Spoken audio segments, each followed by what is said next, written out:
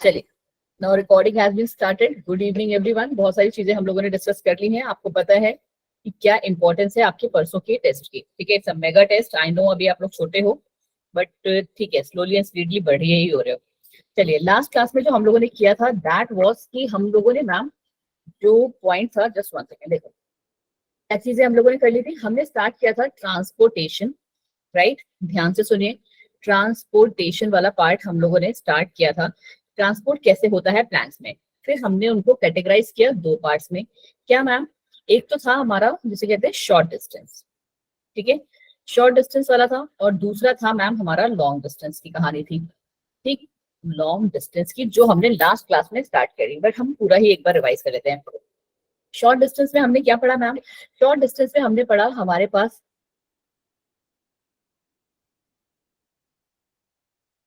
Osmosis, diffusion, cytoplasmic streaming. ठीक है, ये सारी चीजें थी, साइटोप्लाज्मिक स्ट्रीमिंग। और साथ ही साथ हम लोगों ने थोड़े बहुत टॉपिक्स और कवर किए थे। दैट वाज हमारा सिंपल एंड फैसिलिटेटेड डिफ्यूजन, और साथ ही साथ हमारा एक्टिव ट्रांसपोर्ट। ये सारी चीजें हमने बहुत ही ब्रीफ में पढ़ी, राइट, शॉर्ट प्लांट डिस्टेंस की। फिर हमारी कहानी आ गई थी कि ये तो चलो ठीक है, एक पर्टिकुलर डिस्टेंस तक अगर हमें कुछ भी चीजों को ट्रांसपोर्ट करना है तो हम इनके थ्रू ट्रांसपोर्ट कर सकते हैं, बट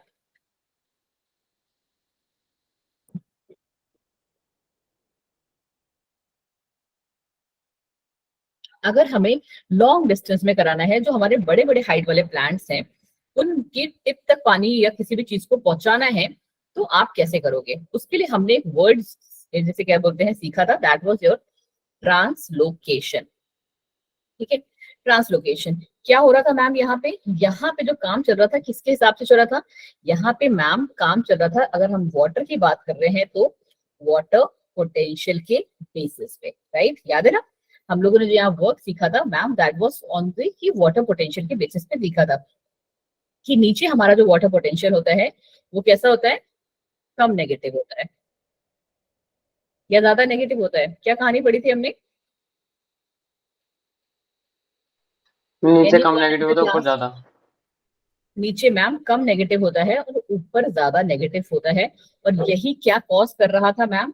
दिस वॉज कॉजिंग एक प्रोसेस जिसे हमने क्या नाम दिया था? उसको हमने कहा था मैम ट्रांसपीरेशनल पुल। याद है, इसको हमने कहा था मैम ट्रांसपीरेशनल पुल, कि ये क्या कर रहा है? नीचे से पानी को खींच रहा है। ये हम लोगों ने कोई डैश नहीं बनाया है, ये नेगेटिव का साइन है, क्योंकि आपको पता होना चाहिए कि अगर यहाँ पे -100, यहाँ पे भी -100 है, तो क्या कोई मूवमेंट होगा? क्या नो पानी मूव मैम। करेगा? नहीं मैम, पानी मूव नहीं करेगा। बट अगर हमने यहाँ -10 रखा है और यहाँ -100 रखा है, तो पानी का मूवमेंट कहाँ से कहाँ होगा? Ma'am A to B, M A से बी तक। ए से बी तक। Very good. मैंने इसीलिए जानबूझ के उल्टा लिखा था कि तुम लोग होश में बैठे हो या नहीं, बट तुम लोग होश में बैठे हो कि मैम ये कम नेगेटिव है, यहाँ से पानी यहाँ मूव करेगा। ठीक है, वेरी वेरी वेरी गुड। चलिए जी, तो ये सारी कहानी हम लोगों ने लास्ट क्लास में मैम बहुत अच्छे से सीख ली थी। फिर हमारा क्या स्टार्ट हुआ था? फिर हमने ये ट्रांसलोकेशन वाला भी मैंने आपको बात बता दिया। उसमें जो दो इंपॉर्टेंट पॉइंट थे दैट वाज हमारा पॉजिटिव और negative hydrostatic pressure. But now I hope कि तुम लोगों ने वीडियो देख ली होगी, तो ये पार्ट भी क्लियर है। लास्ट टाइम पे मैंने तुम्हें एक छोटा सा आइडिया दे दिया था कि हमारे पास ना क्या चल रहा है मैम, रूट्स का एब्जॉर्प्शन चल रहा है। सॉरी, रूट्स में एब्जॉर्प्शन, रूट्स का नहीं, रूट्स में एब्जॉर्प्शन चल रहा है। बट वो रूट्स में एब्जॉर्प्शन जो चल रहा है मैम, वो कैसे हो रहा था? मैंने आपको बहुत अच्छे से बताया था ये बात लास्ट क्लास में ही, कि क्या हो रहा है ना, हमारा जो रूट हेयर होता है, अब आपको ना उसका डायग्राम थोड़ा सा और अच्छे से देखना और सीखना होगा। क्या कहानी है? ये थोड़ा सा मैंने मोटा सा रूट बना दिया है हमारा, ठीक है, चल रहा है ना? और साथ में ये हमारे पास क्या है? रूट हेयर्स हैं, करेक्ट। इसको भी थोड़ा मोटा ही करना पड़ेगा, 1 सेकेंड। ठीक है, ये क्या है मैम? हमारा रूट हेयर है, और आपको पता है कि इनमें भी क्या होते हैं, ऐसे करके हेयर्स लगे होते हैं, करेक्ट। ये हमारी थोड़ी सी मोटी है बिकॉज वरना मेरे से इतना छोटा डायग्राम बनेगा नहीं। फिर क्या कहानी है, आपको बहुत अच्छे से पता है मैम कि क्या है हमारे पास इसमें एक, जिसे कहते हैं ना एपिडर्मिस, पता है ना क्या होता है? सबसे पहला लेयर, सबसे पहले मैम एक एपिडर्मिस आपको यहाँ पे देखने को मिलेगी, पहली लेयर। और आपको ये भी पता है कि दोनों साइड से वो होती है, राइट। कैसा होता है, दोनों ही साइड से मैम वो प्रेजेंट होती है। उसके अलावा मैंने जब क्लास स्टार्ट हुआ था चैप्टर, तब भी बताया था कि उसके अलावा यहाँ पे मैम और भी सेल्स होंगे, ठीक है, और भी सेल्स होंगे, अभी मैं इसी शेप में बता रही हूँ। सिमिलरली यहाँ पे भी होंगे। बीच में कहीं जाके हमारे पास यहाँ पे आपको क्या देखने को मिलेगा, बीच में कहीं जाके मैम आपको यहाँ पे जो रेड कलर का मैं बना रही हूँ, दैट इज हमारा वैस्कुलर सिस्टम देखने को मिलेगा। और यहां तक ये जो पानी है वो कैसे पहुंचेगा, उसी को हम कहते हैं सेल टू सेल ट्रांसपोर्ट। क्या कहते हो बच्चा, सेल टू सेल ट्रांसपोर्ट। कहाँ हो रहा है ट्रांसपोर्ट, रूट हेयर्स में हो रहा है, रूट के हेयर्स में, रूट हेयर्स में। और किस तरीके से हो रहा है, सेल टू सेल ट्रांसपोर्ट। किसी को इस वाले पार्ट में कोई डाउट है, any one of the, no ma'am. है ना। तो अब यहाँ पे आप ध्यान से सुनते जाओ, क्या हो रहा है यहाँ पे बच्चा जी, एब्जॉर्प्शन हो रहा है मैम वाटर और मिनरल्स का। कैसे हो रहा है, डिफ्यूजन के through. Now you are very much clear कि डिफ्यूजन क्या है, ऑस्मोसिस क्या है। यहाँ कोई सेमी परमिएबल मेम्ब्रेन आपके पास नहीं आ रही है, because we are talking about diffusion, ठीक है। Through million of root hairs present in the root tips, root tips पे बहुत सारे हेयर्स प्रेजेंट होते हैं। मैंने आपको बताया कि उसी से हमारा ट्रांसपोर्ट हो रहा है, ठीक है। Root hair increases the surface area for absorption. Root hair क्या कर रहे हैं, अपना सरफेस एरिया को बढ़ा रहे हैं, दिखाया ना, बताया ना मैंने आपको, क्या कर रहे हैं, वो अपने सरफेस एरिया को इंक्रीज कर रहे हैं। और यहाँ पे पानी कैसे मूव करेगा, दो पाथवे से, एपोप्लास्ट और सिम्प्लास्ट। बहुत ध्यान से सुनना, ये पाथवे हमारे क्या है, बहुत ज्यादा ध्यान से, बहुत ही इंपॉर्टेंट पाथवे है। सबसे पहले अगर हम यहाँ पे एपोप्लास्ट की बात करें, ठीक है, जस्ट 1 सेकेंड दीजिए, ठीक है। देखो, एपोप्लास्ट का पहले तो डेफिनेशन ही देख लो क्या है, क्या कह रहा है।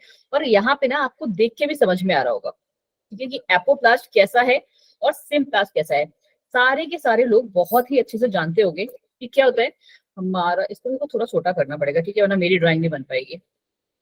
मैंने अभी जस्ट आपको बताया ना कि हमारे पास क्या है, एक पर्टिकुलर, अब रूट में बना दे रही हूँ ऐसे, ठीक है, रूट हेयर ऐसे है, बीच में ये जाइलम है और यहाँ पे ही फ्लोएम है। अब यहाँ तक पहुंचने के लिए हमको थोड़ा सा पापड़ बेलने पड़ेंगे। ये रहा सबसे पहले मैम हमारा एपिडर्मिस, ठीक है, ये है मैम हमारा सबसे पहला लेयर एपिडर्मिस, राइट। अब एपिडर्मिस में आपको पता होगा कि ये एक हमारा एपिडर्मल सेल है, करेक्ट। एक एपिडर्मल सेल्स में उसको कैसे मूव करना है, आपको पता है बहुत अच्छे से कि इस सेल के अंदर क्या होगा, साइटोप्लाज्म होगा, वैक्यूल होगा, प्लाज्मोडेस्माटा होगा, बहुत सारे जो है चीजें प्रेजेंट होती हैं। और उससे भी इंपॉर्टेंट जो एक चीज प्रेजेंट होती है, और जिसे कहते हैं ना जो प्लांट्स का काम खराब करती है, उन्हें हम कहते हैं कैस्पेरियन स्ट्रिप्स। अभी बस थोड़ा सा सुन लो, अभी आपको पूरा जब डायग्राम बनाऊंगी ना सब क्लियर हो जाएगा। कैस्पेरियन स्ट्रिप्स कहते हैं। क्या है ये कैस्पेरियन स्ट्रिप्स मैम, एक्चुअली अगर आप देखोगे ना तो यूजुअली मूवमेंट हमारा कैसे चल रहा है, आपको बताती हूँ, जस्ट 1 सेकेंड, बस एक बार डायग्राम बनाने दो।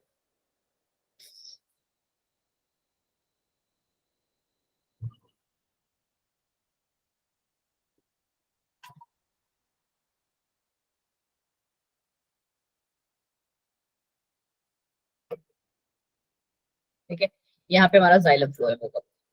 अब देखो, बस थोड़ा सा सब्र करो, मैं पहले से बना के लाती हूँ ना तो तुम लोग को समझ में नहीं आता है, इसलिए मैंने बना के नहीं लाया।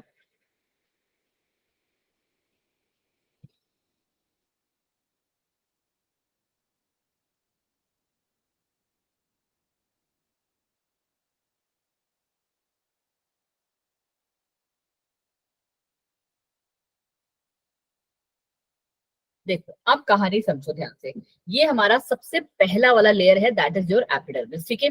पानी हमारा ना दो तरीके से जा सकता है, ठीक है। पहला तरीका क्या है कि पानी हमारा मैम यहाँ से मूव कर रहा है, ये एक एपिडर्मिस है, यहाँ से मैम वो ऐसे करके यहाँ पे गया, ठीक है, फिर यहाँ से यहाँ पे आया, यहाँ से यहाँ पे आया, यहाँ से यहाँ पे आया, और यहाँ से यहाँ पे आया। बट प्रॉब्लम क्या हो जाती है ना, हमारे पास जो लास्ट वाली लेयर होगी, अभी सबके नाम याद होंगे, अभी सिर्फ लेयर याद रख लो कि लेयर्स होती है, ठीक है। लास्ट वाली लेयर होती है ना, वहां पे हमारी प्रेजेंट होती है मैम कैस्पेरियन स्ट्रिप्स। इन सेल्स के अंदर ये कुछ ऐसे तरीके के सेल्स होते हैं जो कि हमारे पाथवे को, हमारा जो ये ट्रांसपोर्ट पाथवे है, उसको एपोप्लास्ट के थ्रू मूव नहीं करने देते। एपोप्लास्ट के थ्रू मूव नहीं करे थे। अब थोड़ा सा समझ में तो आ ही रहा होगा कि एपोप्लास्ट पाथवे कैसे है। सेल वॉल से सेल वॉल तक में पानी जा रहा है, क्या पानी अंदर एंटर किया एक बार भी नहीं, उसको साइटोप्लाज्म से प्लाज्मा किसी से कोई मतलब नहीं है, ठीक है, साइटोप्लाज्म वगैरह से किसी को मतलब नहीं। पानी हमारा कहाँ, बाहर cell wall to cell wall transfer हो रहा है। बट यस, लास्ट वाले में जिसको हम पेरिसाइकिल बोलेंगे अभी, ठीक है, लास्ट वाले में आके हमारे पास क्या है, यहाँ पे मैम कैस्पेरियन स्ट्रिप्स आ गई हैं और ये स्ट्रिप क्या कर देंगी, आपके पानी को रोक देंगी। अब क्या होगा, क्या पानी फिर जाइलम फ्लोएम तक कैसे पहुंचेगा हमारे, यहाँ पे मैम पानी अपना पाथ चेंज करता है, मतलब कि वो एपोप्लास्ट से एंटर कर जाता है सिम्प्लास्ट पाथवे पे, ठीक है। इतनी सी बात थोड़ी सी समझ में आई, एपोप्लास्ट में क्या हुआ, कितनों को सच में समझ में आ गई, बस एक बार हल्का सा बता दो कि बस ये जनरल सा समझ में आ गया, ठीक है। मैम एपोप्लास्ट से कहाँ पे मूव करता है? एपोप्लास्ट ना बच्चे एक पाथवे का नाम है, ठीक है प्रिया, ये जो मूव कर रहा है ना, ये इसकी सेल वॉल में मूव कर रहा है, कहाँ मूव कर रहा है, सेल वॉल पे। सेल वॉल में। एपोप्लास्ट एक तरीका है कि वो जो पानी है, अगर सिर्फ cell wall cell wall cell wall से जा रहा है तो आप बोलोगे उसने एपोप्लास्ट पाथवे लिया है, ठीक है। बट अगर वो अंदर हमारे साइटोप्लाज्म में ट्रेवल कर रहा है, ठीक है, तो हम उसको कहते हैं सिम्प्लास्ट। बट लास्ट वाले में जो हमारा पेरीसाइकिल वाला पार्ट है मैम, उसमें कैस्पेरियन स्ट्रिप्स होने की वजह से एपोप्लास्ट पाथवे जो है पानी को छोड़ना पड़ता है और एंटर करना पड़ता है सेल के अंदर। ये कहां से मूव कर रहा था अभी तक, cell to cell, cell walls तक मूव कर रहा था, यही चीज आप यहाँ पे देखोगे, ठीक है। देखो क्या पढ़ना है, अब ध्यान से सुनो, लिखना कैसे है, it is the system of adjacent cell wall that is continuous, ठीक है। ये कैसा है, आराम से मस्त चल रहा था अपना पानी, इधर से इधर इधर से इधर फ्लो कर रहा था, हाँ मैम आराम से मस्त फ्लो कर रहा है, ठीक है, उसको कोई मतलब नहीं है, देख रहे हो, बाहर से बाहर बाहर से बाहर पूरा आराम से निकल जा रहे हो, ठीक है। बट जहां पे कैस्पेरियन स्ट्रिप्स आ जाएंगी, किसमें है, सॉरी मैंने पेरिसाइकिल बोल दिया, कैस्पेरियन स्ट्रिप्स हमारी प्रेजेंट होती हैं एंडोडर्मिस में। बड़ा सा ये बना के लिख लो, आई डोंट नो हाउ मेरे मुंह से निकल गया, बड़ा सा लिखो कि कैस्पेरियन स्ट्रिप्स, क्या लिखना है, कैस्पेरियन स्ट्रिप्स जो हैं वो मैम हमारी प्रेजेंट होती हैं, प्रेजेंट इन एंडोडर्मिस, प्लीज फटाफट से लिखो, ठीक है। एंडोडर्मिस में मैम प्रेजेंट होती है, और एंडोडर्मिस में प्रेजेंट होती है तो इसका मतलब क्या हो गया, इसका मतलब ये हुआ मैम कि नाउ एपोप्लास्ट से सिम्प्लास्ट पाथवे में आने का टाइम आ गया, ठीक है। पहला पॉइंट क्लियर है बिल्कुल, नहीं पूछ सकते हो अगर आपको क्लियर नहीं है, any one of you clear है, विवेक जी को ही समझ में आया, बाकी लक्ष्मी, महक, लक्ष्मी एंड जैस्मिन, किसने ये हैंड रेस किया है भाई,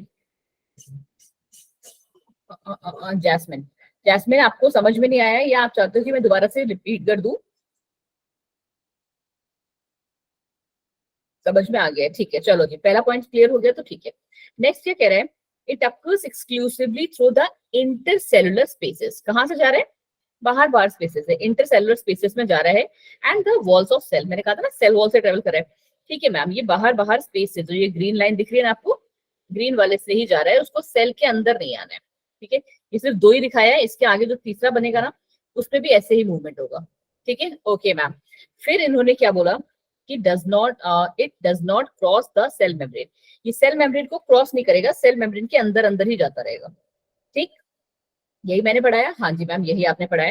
तो ये रहा हमारा पहला जो रेड वाला आपको यहाँ पे थोड़ा सा दिख रहा है, दैट इज योर, देखो ठीक है, that is your apoplastic movement, ये cell wall to cell wall अपना ट्रेवल कर रहा है आराम से थ्रू दी सेल वॉल। फिर आता है सिम्प्लास्टिक, सिम्प्लास्टिक का मतलब ये है कि पानी ने एंट्री कहाँ ली है, सेल वॉल के अंदर, क्या प्रेजेंट होता है सेल वॉल में, बताया था स्टार्टिंग में एक वर्ड हमने, मैंने आपको ऑल दो प्रोटोप्लास्ट वर्ड बोला था, बट हम जनरली क्या वर्ड यूज करते हैं सेल के अंदर, क्या है, साइटोप्लास्ट, तो ये सेल वॉल से नहीं, ये प्रोटोप्लास्ट से जाएगा, ठीक है, थ्रू प्रोटोप्लास्ट भी ट्रेवल करेगा। ये बड़ा सा क्या है हमारे पास, वैक्यूल, तो ये आराम से ऐसे ट्रेवल कर रहे हैं, ठीक है, यूं यूं करके, और इस वाले को कोई दिक्कत भी नहीं होगी, तो कैसे चलेगा, सेल वॉल से जा सकता है, साइटोप्लाज्म से जा सकता है, इसमें एपोप्लास्टिक पाथवे में, और यहाँ पे कैसे वैक्यूल्स, प्लाज्मोडेस्माटा और साइटोप्लाज्म में तो हो गए। ठीक है, ये तीन हमारे सिम्प्लास्टिक के हैं, और एपोप्लास्टिक के ये दोनों ही हैं, क्योंकि लास्ट में आके जब एंडोडर्मिस में हम पहुंचते हैं तो वो फिर से हमारा एपोप्लास्ट जो है वो सिम्प्लास्ट में कन्वर्ट हो जाता है। ठीक है, चलो जी, नेक्स्ट क्या है हमारा? नेक्स्ट है हमारा ma'am symplast pathway. It is a system of interconnected protoplast. वही अभी हमने साइटोप्लाज्म बोला, अभी यहाँ प्रोटोप्लास्ट। ठीक है, प्रोटोप्लास्ट यहाँ पे ट्रेवल कैसे हो रहा है? Water travels through cytoplasm. ये जो मैंने अभी आपको डायग्राम दिखाया, ये वाटर कैसे ट्रेवल कर रहे हैं? ये साइटोप्लाज्म थ्रू साइटोप्लाज्म ट्रेवल कर रहा है। ओके मैम, ठीक है। Intercellular movement is through the plasmodesmata. इस मूवमेंट को हम क्या कहते हैं? इस पर्टिकुलर पॉइंट को ना बच्चे, देखो ये जो पर्टिकुलर पॉइंट है ना, दिख रहा है ना आपको स्लाइड में? इफ नॉट, ठीक है, ये जो पर्टिकुलर पॉइंट है, इस पर्टिकुलर पॉइंट को हम कहते हैं प्लाज्मोडेस्माटा। क्या कहते हैं इस पॉइंट को? प्लाज्मोडेस्माटा। प्लाज्मोडेस्माटा। ठीक है, तो यहाँ पे हम इसको हम क्या कहते हैं? प्लाज्मोडेस्माटा क्या है बच्चा? Plasmodesmata ma'am junction between the neighbouring cell through which cytoplasmic strand extend. ये क्या है? जंक्शन है, दो सेल्स के बीच का एक पर्टिकुलर पॉइंट है जहां से जो है ट्रांसपोर्ट हो रहा है। ठीक है, तो प्लाज्मोडेस्माटा क्या है ma'am? It is a junction between neighbouring cells through which cytoplasmic strand extend. ठीक है, और ये कुछ ऐसे मूवमेंट कर रहा है। जो ओरिजिनल डायग्राम होता है ना वो ऐसा ही होता है, वो आपको सिंप्लीफाई करने के लिए, समझाने के लिए हम ऐसा बना देते हैं, बट रियलिटी कुछ ऐसी ही होती है। ठीक,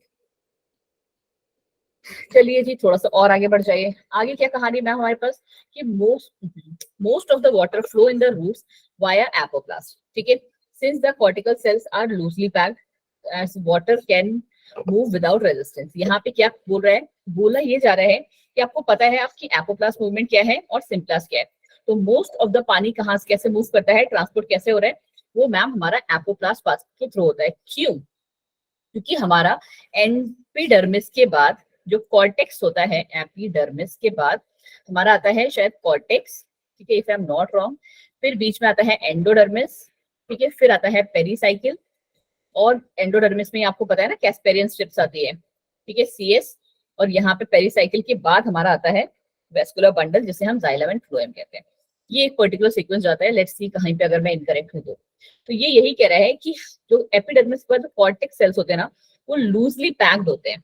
ठीक है, तो इस वजह से कि पानी को कोई रेजिस्टेंस ना हो, कोई दिक्कत ना हो, आपको रेजिस्टेंस का मतलब तो समझ में आता ही है, तो इस वजह से हम लोग क्या एपोप्लास्ट पाथवे को ज्यादा प्रेफर करते हैं।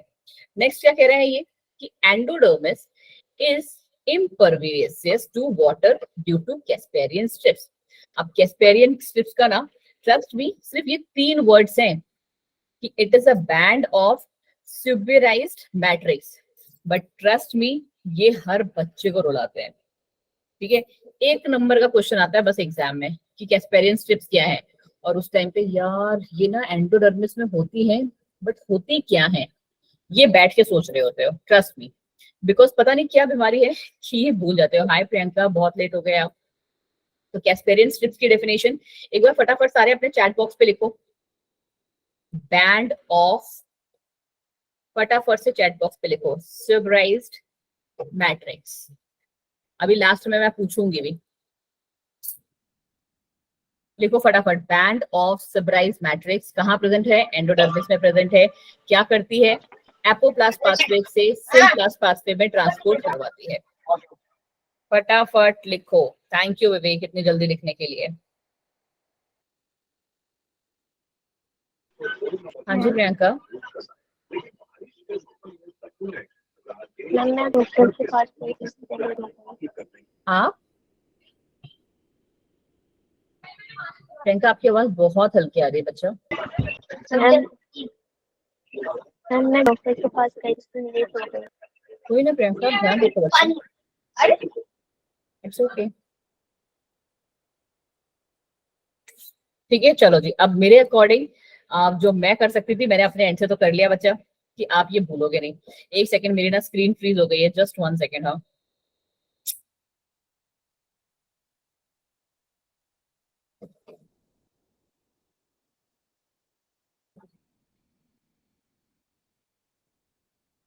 आ गया ना? चलो ठीक है। तो अब हमें मैम ये तो हाँ। समझ में आ गया कि क्या हमारा क्या होता है। देखो चीजों को बहुत ध्यान से समझते जाओ, ठीक है। एंट्री हमारी एपिडर्मिस में भी हो सकती है, एंट्री हमारी साइटोप्लाज्म में भी हो सकती है। एपिडर्मिस की एंट्री को एपोप्लास्ट कहते हैं, एपिडर्मिस नहीं सेल वॉल, ठीक है। सेल वॉल की एंट्री को हम एपोप्लास्ट कहते हैं। और वो जो हमारा होता है ma'am, cell wall to cell wall ही ट्रांसपोर्ट करता रहता है। कब तक? जब तक कि मैम, थैंक यू प्रियंका लिखने के लिए, जब तक कि हम एंडोडर्मिस में नहीं पहुंच जाते। एंडोडर्मिस में मैम कैस्पेरियन स्ट्रिप्स होती हैं जो एपोप्लास्ट को सिम्प्लास्ट में बदल देती हैं, बट जैसे ही वहां से निकलते हैं वो फिर से एपोप्लास्ट पाथवे में आ जाता है, जब पेरिसाइकिल पे हम पहुंचते हैं तब। ठीक।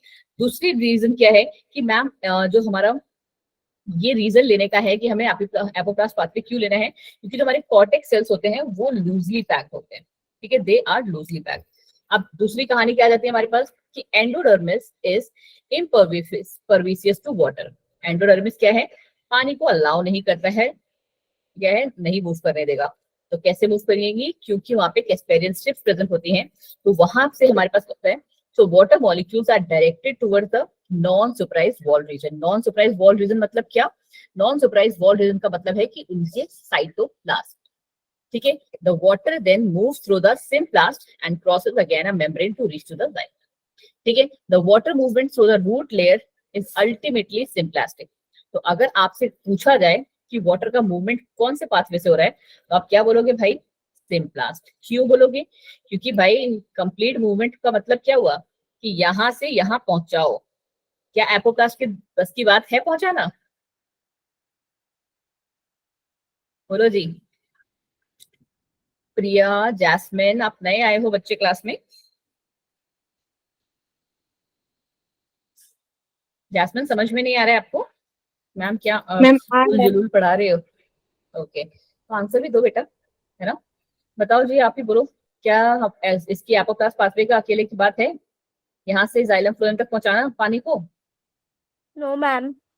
नहीं, ठीक है, नहीं है मैम हमारे पास, क्योंकि हमारे पास कैस्पेरियन स्ट्रिप्स प्रेजेंट है एंडोडर्मिस में, तो उसे एक बार तो सिम्प्लास्ट में आना ही पड़ेगा। तो this is the only way water and solutes can enter through the vascular cylinder, या फिर वेस्कुलर सिलेंडर की जगह आप सिस्टम ही लिख लो, ठीक है, वेस्कुलर सिस्टम। फिर क्या है नेक्स्ट हमारा? नेक्स्ट है मैम कि in young roots water enters directly into xylem vessels and trachees, ठीक है। यंग रूट्स में इतना सब झाड़ का जरूरत ही नहीं है, डायरेक्टली वहां पे पहुंचती है। These are non-living conduits and are part of एपोप्लाज्म। मतलब क्या हुआ कि एंडोडर्मिस का हमको उस टाइम पे जरूरत नहीं है। किस टाइम पे? जब हम लोग बात कर रहे हैं यंग रूट्स की, ठीक है, तब हमारे पास हमें सिम्प्लास्टिक पाथवे की जरूरत है। अब आया एक बहुत ही तगड़ा पार्ट, ठीक है। जैसे यहाँ पे जो इंपॉर्टेंट वाला पार्ट है, अगर मैं आपसे बोलूं तो सबसे इंपॉर्टेंट पार्ट है एक तो हमारा कैस्पेरियन स्ट्रिप यहाँ पे, और उसी तरीके से हमारे पास एक पार्ट जो इंपॉर्टेंट हो जाता है, that is your mycorrhiza. Mycorrhiza क्या है? आप लोगों ने ये वर्ड सुना है क्या? मेरे अकॉर्डिंग सुना तो होगा, कोरलाइट रूट्स, है ना, सबने सुना होगा। कहाँ पे हम लोगों ने पढ़ा था ये? आई गेस चैप्टर 5 का बात है ना, morphology of plant, flowering plants में, जहां तक मुझे याद है उसी वाले में पढ़ा है ना। चलो जी, तो यहाँ पे क्या कहानी चल रही है? यहाँ पे कहानी ये चल रही है ना बच्चे जी, कि यहाँ पे कुछ जो रूट्स होती है ना, ठीक है, तो रूट्स जब बनाओ तो अच्छी नहीं बनती कभी, ठीक है। कुछ जो रूट्स होती है ना वो कैसे हो जाती है ना, स्वेलन से, ठीक है। कुछ जो रूट्स होती है वो कुछ इस तरीके से सूज जाती है। क्यों?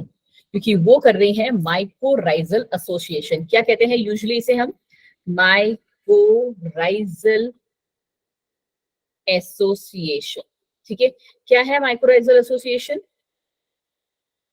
माइक्रोराइजल एसोसिएशन की कहानी ये है कि हमारा जो रूट है, देखो आपको क्या सीखना है यहाँ पे मैम, यहाँ पे सीखने वाली बात ये है कि देखो प्लांट्स के जो रूट्स हैं, आपको पता है प्लांट्स का कैरेक्टर क्या है? प्लांट्स आर ऑटोट्रॉफिक, ठीक है। प्लांट्स जो है मैम हमारे ऑटोट्रॉफिक होते हैं, मतलब they have the ability to prepare food. But साथ ही साथ आपको ये भी पता है कि जो हमारा फंगस है उसमें ये एबिलिटी नहीं है, ठीक है। उसमें ये जो एबिलिटी है वो नहीं है, क्योंकि फंगस हमारी कैसी है मैम? हिटरोट्रॉफिक है, ठीक है। फंगस कैसी है मैम? हिटरोट्रॉफिक है। तो वो प्लांट पे रिलाय कर रही है, या जिसे कहते हैं डिपेंड कर रहे हैं, किसके लिए? वो प्लांट्स में डिपेंड करती है खाने के लिए, ठीक है, कि प्लांट उसको खाने देगा। बदले में ये फंगस उसे क्या दे रही है, फंगस उसे मैम यहाँ से क्या दे रही है, मिनरल्स प्रोवाइड कर रही है, प्लस बहुत सारे बैक्टीरिया से भी बचाती है, ठीक है, या कह लो कि प्रोटेक्शन देती है एक तरीके से। समझ में आया? प्लांट्स उसको क्या दे रहे हैं, उसको खाने को दे रहे हैं, बदले में उससे ले क्या रहे हैं, बदले में उससे ले रहे हैं मैम ये फंगस है और ये हमारा रूट्स। इतनी बात समझ में आई माइक्रोएजल एसोसिएशन में क्या हुआ? Yes ma'am. बाकियों को भी? Because only Priya is replying as yes ma'am. अगर आपको समझ में नहीं आया तो बच्चा मेरे पढ़ाने का कोई फायदा नहीं है, आप मुझे बताइए कि मैम एक बार फिर से बता दो, कोई प्रॉब्लम नहीं है, मुझे पता है अभी आप लोग बहुत छोटे हो, ठीक है, ये वर्ड थोड़े बड़े बड़े हैं, बट अब आपको आदत डालनी पड़ेगी, क्योंकि अभी तो प्लांट ही चल रहा है, एनिमल में तो बैंड बजेगी, एनिमल फिजियोलॉजी में, ठीक है। चलो जी, ठीक है, समझ में आ रहा है, then it's very good, because सारे के सारे आप रिस्पॉन्स भी कर रहे हो। चलो जी, फिर से एक बार हम लोग देख लेते हैं कि हमारे पास मैम क्या है, एक बार सुन लो ध्यान से फिर से, कि हमारे जो रूट्स होते हैं प्लांट्स के, ठीक है, रूट्स प्लांट के जो होते हैं उनके पास क्या है, potential, they have the potential because they are autotrophic, ठीक है, एंड वो क्या करते हैं, प्लांट्स हमारे फंगस को फूड प्रोवाइड करते हैं, प्रोवाइड्स फूड, ठीक है, ओके मैम, फूड, ठीक है। और जो हमारा फंगस है मैम, वो क्या कर रहा है, फंगस क्योंकि मैम हमारा हिटरोट्रॉफिक है, वो क्या कर रहा है, हिटरोट्रॉफिक है, तो वो क्या प्रोवाइड कर रहा है बच्चा इसे, वो मैम प्रोवाइड करता है उसे शेल्टर, ठीक है, या फिर कह लो कि उसे प्रोटेक्ट करता है, एंड साथ ही साथ मिनरल्स जो चाहिए उसे, कौन सा इंपॉर्टेंट मिनरल अभी आप पढ़ोगे, नाइट्रोजन, ठीक है, नाइट्रोजन जो है वो प्रोवाइड करता है प्लांट, ठीक है। चलो जी, अब अगर आपको ये कहानी समझ में आ गई है तो ये तो आपको स्लाइड पढ़ने में 2 मिनट का ही काम है। क्या कह रहा है, some plants have additional structures for plant water and mineral absorption, जिसे हम क्या माइक्रोराइजा में पढ़ते हैं। क्या है मैम माइक्रोराइजा, कि a symbiotic association of fungus with root system. Symbiotic association मतलब क्या, म्यूचुअल अंडरस्टैंडिंग, जैसे जैसे कि मैं आपको पढ़ाने आती हूँ, ठीक है, आप बदले में मुझे क्या दे रहे हो, आंसर्स दे रहे हो, टेस्ट में नंबर अच्छे ला रहे हो, करेक्ट, तो ये हमारा क्या है, एक सिम्बियोटिक एसोसिएशन है जहां दोनों को एक दूसरे से फायदा हो रहा है, तुम यहाँ से सीख रहे हो और मुझे तुम्हारी वजह से अच्छा रिजल्ट मिल रहा है, करेक्ट।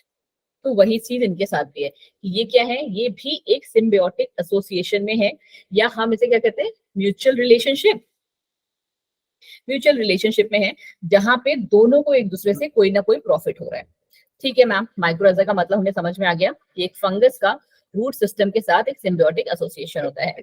फिर कह रहे हैं कि fungal filaments form a network, अरे बहुत ही तगड़ी वाली चीज आई हमारे पास। अब देखो, ये जो आपको दिख रहा है ना फंगस, ठीक है, ये इतने तक में तो ठीक है, ऊपर ऊपर तो हमको ऐसा दिखता है, बट नीचे साइड में ना जो ये है, एक बहुत ही तगड़ा वर्ड है, और वो आप लोग कल सीख के आओगे, मैं थोड़ा बहुत बात आपको उसके बारे में बताऊंगी। इसे हम कहते हैं हाइफी। क्या कहते हैं बच्चा जी, हाइफी, ठीक है। ये क्या है ना, एक तरीके से उसके जैसे कह सकते हो ना, नेटवर्क लाइक स्ट्रक्चर है, जैसे वो नहीं होते दुश्मन लोग जाल वाल फैलाते हैं, तो ये कुछ उस तरीके से है। ये क्या करते हैं, एकदम ब्रॉड तरीके से फैल जाते हैं, उनकी रूट्स में जाके क्या करते हैं, अटैक नहीं कहेंगे बट उनकी रूट्स में जाके रहते हैं, ठीक है। अब रह रहे हैं तो बदले में कुछ तो देना पड़ेगा, तो वो क्या कर रहे हैं, नाइट्रोजन प्रोवाइड करते हैं। देखो जी कैसे, देखो क्या है मैम, कि फंगल फिलामेंट्स जो होते हैं एक नेटवर्क बना लेते हैं, तो हाइफे क्या है, बेसिकली अ फिलामेंट, एक फिलामेंट है, ठीक है।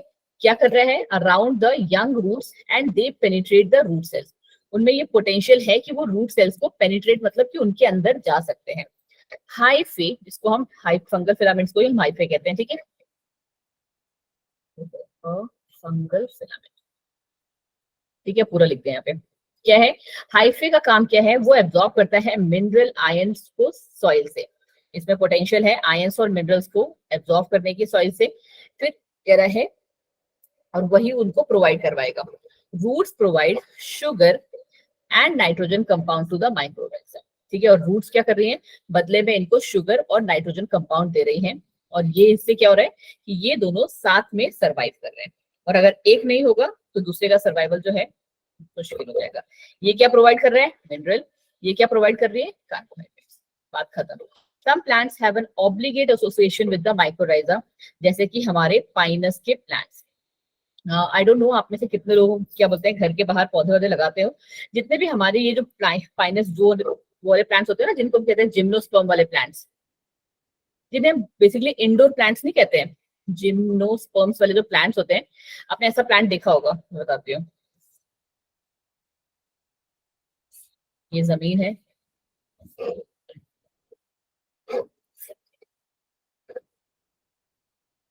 नहीं देखा होगा तो मुझे को बताना, मेरे घर के बाहर ही लगा हुआ है, मैं फोटो खींच के भेज दूंगी आप लोग को।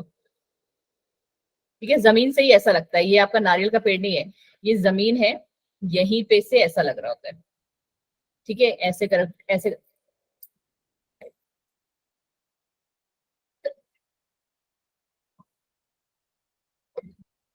नहीं देखा है, कोई बात नहीं योगिता, मेरे घर के बाहर ही है, मैं आपको फोटो उसका खींच के भेज दूंगी।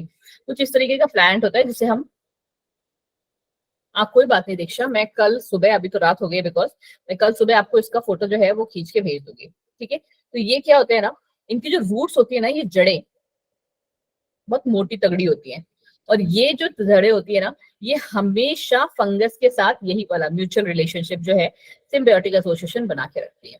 क्यों? क्योंकि Pinus seeds can not germinate and establish without the mycorrhiza, क्योंकि ये इसको क्या करेगा, नरिशमेंट प्रोवाइड करेगा। जब तक पाइनस के सीड को माइक्रोराइजल एसोसिएशन नहीं मिलेगा, तब तक वो ग्रो नहीं कर सकता।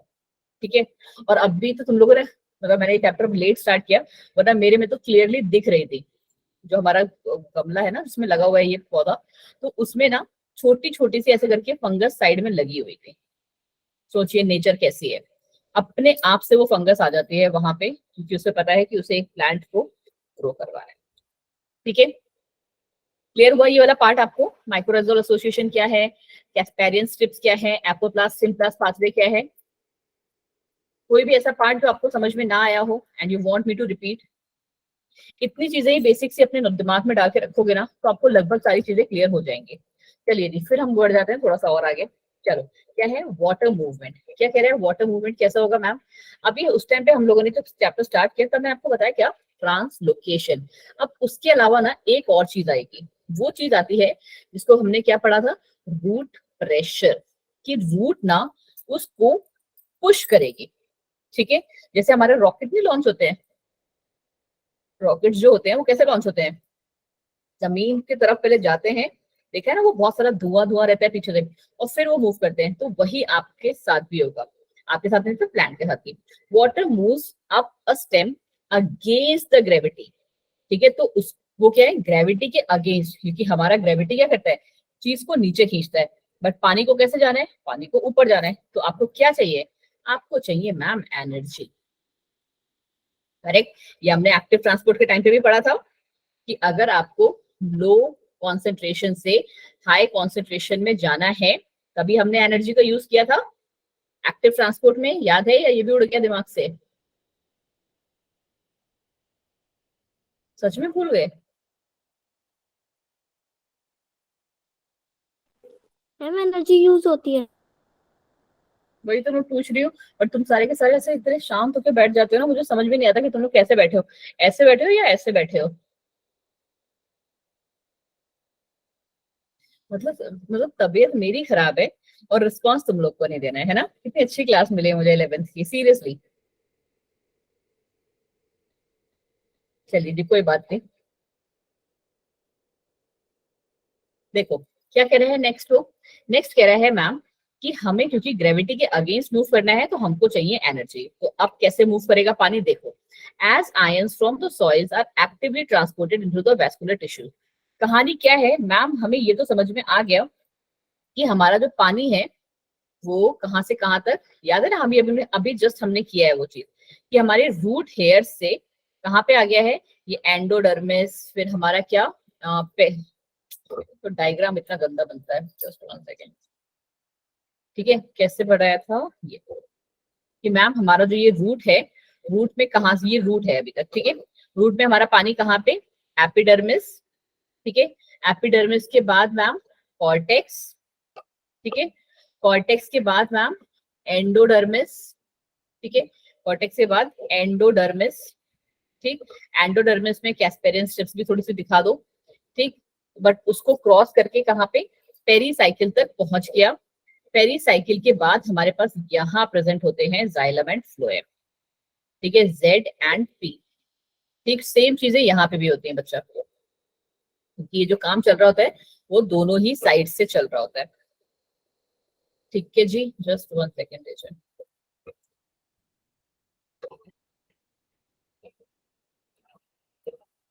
ठीक, ये दोनों साइड से होता है कि हमें ये तो क्लियर हो गया मैम कि पानी हमारा यहाँ तक पहुंच गया है, ठीक है, जाइलम फ्लोएम तक आ गया है। अब यहाँ से क्या, यहाँ से ये तो रूट है, हमको तो स्टेम पे भी पहुंचाना है ना, यहाँ से कैसे मूव करेगा, तो यहाँ चाहिए हमें क्या, रूट प्रेशर। क्या कहते हैं उसे हम, रूट प्रेशर। कैसे मैम, कि as ions from the soils are actively transported into the vascular tissues of the root. यहाँ तक आ गई, ठीक है ma'am. Water follows and increase, water क्या, पोटेंशियल ग्रेडियंट। याद आया कौन कौन से वाले की बात कर रहे हैं हम, नेगेटिव जो था नीचे और ऊपर क्या था, -1000, वही है ये, पोटेंशियल ग्रेडियंट आएगा and increases the pressure inside the xylem. और यही जो है प्रेशर जनरेट करेगा जाइलम में, कि मेरे पास ऊपर चीजें कम है, सोल्यूट ज्यादा है, सॉल्वेंट कम है, तो वो उसे ऊपर खींचेगा। This positive pressure is called root pressure. It helps to push up water to small heights in stem. एक पर्टिकुलर हाइट तक जाने के लिए हमारे पास रूट प्रेशर होता है, ठीक है। इतना बात क्लियर हुआ आपको,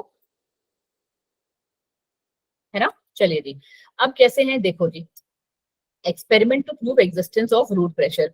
रूट प्रेशर का आपको प्रूफ कैसे, आपने बहुत सारी पत्तियों में ये सब देखा होगा। एक जो वर्ड है गटेशन, गटेशन यूजुअली क्या होता है ना, कि हमारी जो लीफ का जो लैमिना होता है ना, क्या बोलते हैं इसे, लैमिना, ये वाला पार्ट, ठीक है, एकदम किनारे वाला पार्ट, वहां पे ना कुछ पोर्स जैसे प्रेजेंट होते हैं, ठीक है, कुछ पोर्स जैसे प्रेजेंट होते हैं। उनमें से ना सुबह सुबह के टाइम पे आपको वाटर जो है देखने को मिल जाएगा, ठीक है, वाटर जो ड्रॉपलेट्स हैं वो देखने को मिलेगा। And trust me, it is what, it is pure water, ठीक है। अभी आप पढ़ोगे, चलो क्या है, ड्यूरिंग अर्ली मॉर्निंग, वही चीज मैंने बोली आपको, early morning having atmospheric moisture, क्योंकि उस टाइम पे क्या है, एटमॉस्फेरिक मॉइस्चर सबसे ज्यादा होता है, क्योंकि दिन में तो आपको पता है गर्मी होने लगती है, तो मॉइस्चर जो है फ्लक्चुएट करने लगता है।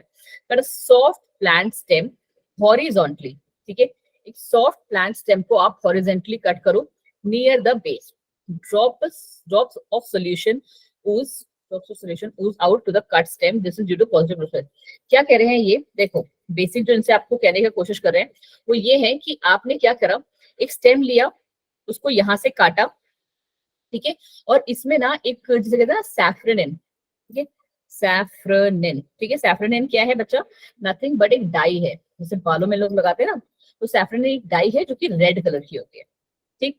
आपने क्या करा ना, उसमें डिप किया अपने रूट को, और फिर से वही ग्राफ्टिंग मेथड आपने सुना होगा ना, ग्राफ्टिंग मेथड के थ्रू इनको वापस से जोड़ दिया, ठीक। थोड़े टाइम बाद क्या होगा, इसमें ट्रांसपोर्ट शुरू होगा, ठीक है, क्या होगा, ट्रांसपोर्ट जो है वो यहाँ से शुरू होगा, ऊपर जाएगा पानी फिर से, जब ये चिपक जाएगा आपस में, तो उसके बाद ये मैम वापस से ऊपर इसको ट्रांसपोर्ट करेगा। आप देखोगे कि जब ये इसकी लीफ के पास पहुंचता है ना, अर्ली मॉर्निंग के टाइम पे जो ये आपको ड्रॉपलेट्स दिखेगी ना, वो कैसी दिखेंगी, कुछ रेड कलर की दिखेगी, क्यों, क्योंकि आपने इसको ट्रीट किया।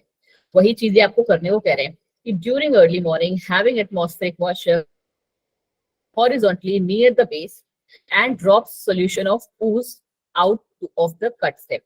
यहाँ पे जो सॉल्यूशन है वो थोड़ा एक्चुअली कुछ लाइंस मिसिंग है यहाँ पे, वरना ये लिखी हुई होती, बस आप अपनी तरफ से लिख देना कि आपने उसको डिप कर दिया एक स्टेन में, इसको हम क्या कहते हैं, स्टेन में, ठीक है, एक स्टेन में आपने डिप कर दिया, और फिर वो जो स्टेन वाला जो आपका कलर है सॉल्यूशन वो जो है आपको देखने को मिलेगा। ये क्यों होता है, it is due to positive root pressure, ठीक है। At night and early morning evaporation is low, रात के टाइम पे और सुबह सुबह इवेपोरेशन लो होता है। इवेपोरेशन क्या होता है, इवेपोरेशन क्या होता है बच्चा, मैम पानी का उड़ना।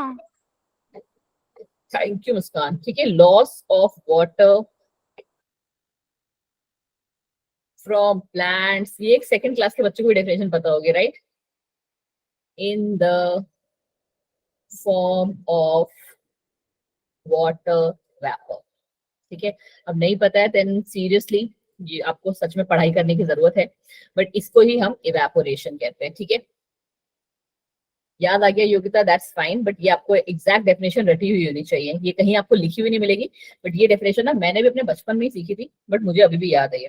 ठीक है, तो दिस इज कॉल्ड हमारा ट्रांसपिरेशन। आपको पता है कि रात के टाइम पे और सुबह सुबह, ठीक है, अर्ली मॉर्निंग, ठीक है, उस टाइम पे क्यों? क्योंकि सनलाइट नहीं है हमारे पास मैम, ठीक है, सन नहीं है हमारे पास रात में और सुबह सुबह एकदम से, क्योंकि सुबह सुबह बहुत हल्की ही वेवलेंथ होती है सन की, तो उस टाइम पे क्या है, इवेपोरेशन बहुत ही कम है, ठीक है, वाटर का जो लॉस है वो बहुत ही कम हो रहा है। So excess water collects as droplets around the special opening of veins near the tip of grass blades and leaves of herbaceous plant. क्या क्या क्या मैम? जो मैंने आपको बताया कि क्योंकि इवेपोरेशन का रेट इतना कम होता है, तो क्या हो जाता है कि जो ये वेन्स हैं वहां पे पानी इसके सहारे से एकदम किनारे पे आ जाता है। तभी आपने देखा होगा ना कि पत्तियां जो होती हैं सुबह सुबह कैसे होती है, उनमें गीली होती है, मॉइस्चर होता है। क्यों? किस पे आती है? और इसीलिए लोग कहते हैं ना कि सुबह की घास पे चला करो, ठीक है, क्यों? क्योंकि जो टिप होती है हमारी ग्रास की ब्लेड्स उनको हम कहते हैं, ठीक है, वो और जो हर्बेशियस प्लांट्स है, छोटे वाले प्लांट्स हमारे, उनमें ऐसे करके आपको पानी के ड्रॉपलेट्स देख लेंगे, और इसी को हम क्या कहते हैं? गर्डेशन। ठीक है, जब सन की एब्सेंस में हो रहा है तो गर्डेशन, सन की प्रेजेंस में हो रहा है तो evaporation. Are we clear with this?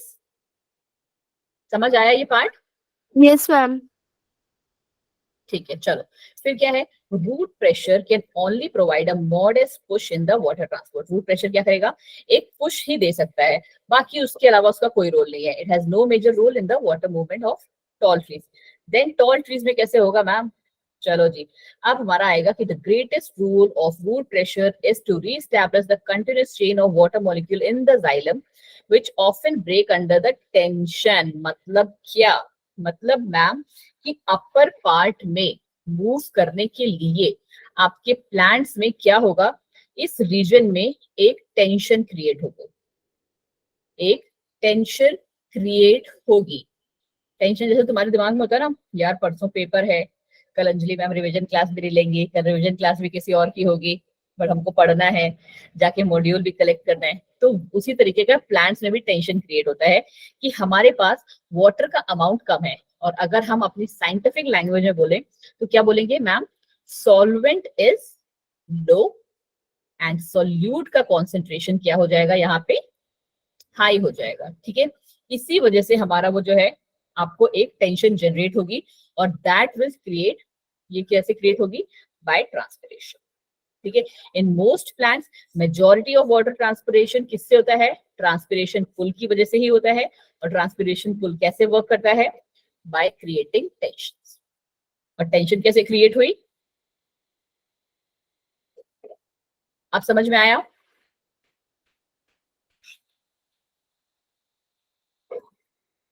पूरी कहानियां अब लगभग लगभग क्लियर हुई आपकी कि अगर हम एक एवरेज प्लांट की बात करें तो रूट प्रेशर, ठीक है, उससे पहले वाले diffusion and cytoplasmic streaming. Average मतलब कि जो हमारे हर्बेशियस प्लांट्स हैं उसमें रूट प्रेशर। फिर उसके बाद जो बड़े बड़े प्लांट्स हैं, ट्रांसपिरेशन पुल। ट्रांसपिरेशन पुल किस प्रिंसिपल पे काम करता है? By creating a tension. Tension कैसे क्रिएट होगी? सॉल्यूट हाई हो जाएगा, सॉल्वेंट कम हो जाएगा, और एज अ रिजल्ट पानी को ऊपर खींचा जाएगा। ठीक है, देखो जी, यही चीजें हैं, जितना मैंने आपको बताया वही चीज आपको यहाँ पे देखने को मिलेगी। क्या है, चलो इसको भी, इस टॉपिक को भी आज खत्म कर देते हैं, ट्रांसपिरेशन पुल वाले को। फिर हम ट्रांसपिरेशन करेंगे कल से, तो बहुत ज्यादा रह नहीं गया है, कोई लेक्चर का कहानी है, 2 लेक्चर में हमारा एक क्लास खत्म हो जाएगा। ठीक, चलो जी, आ जाओ आ जाओ आ जाओ।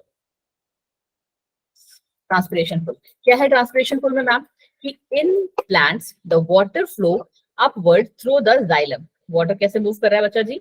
जाइलम के थ्रू। ठीक है, जस्ट 1 सेकेंड। हम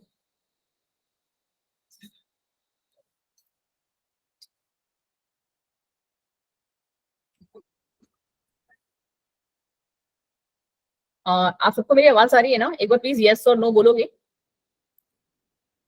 नहीं नहीं, प्लीज एक यस बार आप मैम। ठीक है ठीक है ठीक है ठीक है, thank you so much. Because मैंने हेडफोन्स हटाए हैं ना, डिस्कनेक्ट किए हैं, तो इसलिए बस, बिकॉज वो मेरे कान में टेंशन क्रिएट करते हैं। चलो, क्या है हमारी कहानी मैम यहाँ पे कि in plants water flow upward, water कैसे मूव कर रहे हैं? अपवर्ड थ्रू जाइलम, किसके थ्रू? जाइलम। ये देखो जाइलम के थ्रू ये आराम से मस्त ऊपर जा रहा है। अचीव्स फेयरली हाई रेट, कैसे? अप टू 10 से 15 मीटर तक जाता है पर आवर। तो ये कैसे मूव कर रहे हैं? 15 मीटर पर आवर के हिसाब से जो है स्पीड से पानी हमारा मूव कर रहा है। Water is mainly pulled through the plants and that the driving force for this process of transpiration कौन सा है? Cohesion, tension, transpiration, pull, model of water transport। Cohesion, tension basically हम इसे बोलते हैं। तो यहाँ पे क्या हो रहा है?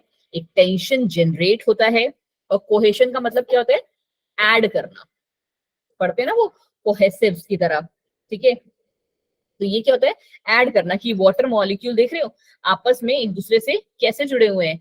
एडहेशन कोहेशन की वजह से, ठीक है।